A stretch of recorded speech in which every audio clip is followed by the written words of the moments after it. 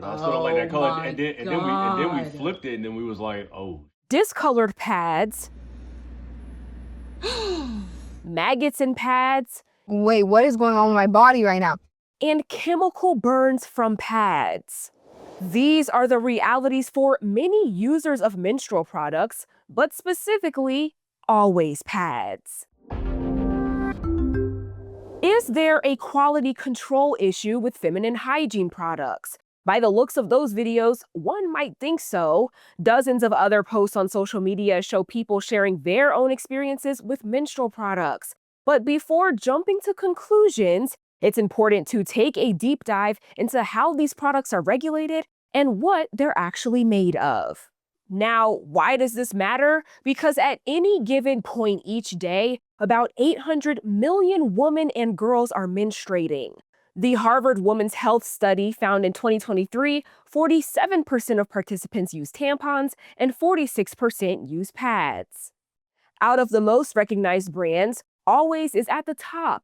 In a $50 billion industry where people who menstruate spend nearly $18,000 in their lifetime on products that, for years, had unknown ingredients. And even though these products are regulated by the FDA, the rules aren't as strict as you might think. The major improvement that we really push for is that now on any product, any menstrual product, you will see an ingredient label. That is new in the last several years. Weaving Voices for Health and Justice, formerly known as Women's Voices for the Earth, is an organization that looks at toxic chemicals in everyday products, including menstrual pads. I mean, technically they're regulated. They're considered medical devices. There are no rules on what these products can be made of, on what sort of contaminants they need to be looking for, what they need to be checking. States like New York and California have passed bills requiring menstrual product boxes to list ingredients, something Scranton's organization helped push for.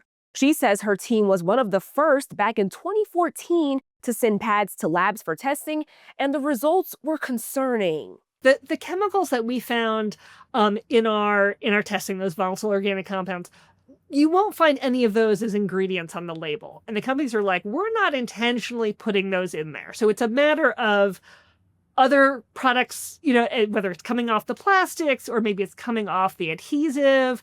That said, companies are responsible to make sure their products are not contaminated. Many studies have found chemicals and carcinogens in menstrual products that come into contact with extremely sensitive tissue, potentially impacting reproductive health, among other issues. In 2014, these were some of the chemicals found in Always brand products.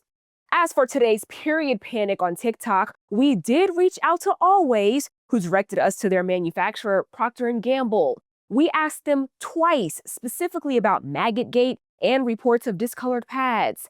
As of our deadline, we had not received a response. But we did hear from someone else in the sanitary product space, Val Emanuel, founder of the organic period products company, Riff Care. So what it looks like I'm seeing in those pads is just super absorbent polymers. And also it might be some of the cellulose that's inside of the pad. A lot of girls were commenting and they were saying, oh my gosh, that's just bunched up cotton. And it made me realize how much people don't know about what's actually in pads. Non-organic period products, like Always, do not contain cotton, despite what some users have claimed online.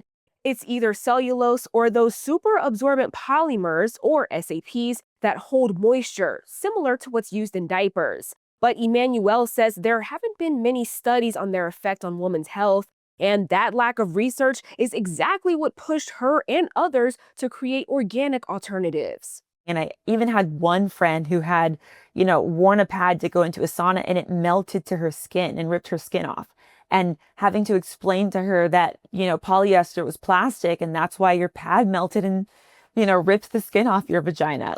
Riff Care uses a tree-based pulp that's more sustainable and doesn't require heavy chemical processing. Some other organic brands use cotton. While a few studies have found trace chemicals even in some organic products, they're still considered safer than traditional brands. I started Riff Care with my best friend, Rebecca, because we had so many hormone imbalances and miscarriages in our early 20s. And we just realized that it was a problem that a lot of women were facing. But it's not just about discoloration or contamination. Some women say they've experienced another effect from Always pads. 2 months ago, I had the worst chemical burn ever. Now, some suspect it could have been a bad batch, but I myself experienced the same effect years ago. We spoke with the woman behind that viral video, Stacey Hernandez. I just felt off down there. It was just an off feeling. And I was like, okay, well, maybe a UTI or a yeast infection, something like that is coming on. But I never had issues with that before, so it was concerning. As the days went on, the irritation turned into burning, chafing, and an open wound that sent her to urgent care. People were telling me to use Riel or Honey Pot, things like that. I did switch to it for a while, but then I was like, yeah, this is too expensive. I'm going to the Equate brand. I mean, I always tell people to stock up on organic products when they're on sale. Other things you can use are period underwear, which I know that they're an initial investment, right? Like some girls own 5 pairs. That's about $100 to get 5 pairs.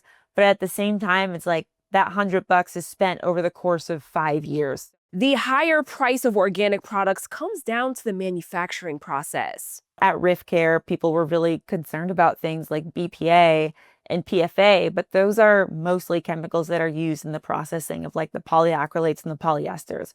So just by using organic, you know that you're avoiding certain processes, which avoid certain chemicals. And because smaller companies like Riff Care work closely with their manufacturers, they have more control over quality. Our pad manufacturers will use gamma ray to clean different things, and they're also in an airtight manufacturing facility, which means that moisture cannot get in. That was a lot of information. But if you're wondering what you can do, organizations like Scranton's are already working to test products and demand transparency. Yes, you can switch your products, but Scranton says it's also important to speak up. By posting videos like Stacey Hernandez did, you're helping bring attention to an issue that's long been overlooked. Always did reach out to Hernandez for more information, but she said the form they sent her wouldn't submit. And the woman who found a maggot in her pad, she received a $10 coupon.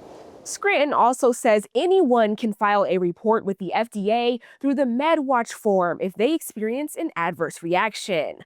One report might not seem like much, but multiple reports could spark real action. With Straight Arrow News, I'm Kennedy Felton. Download our app or visit san.com for more.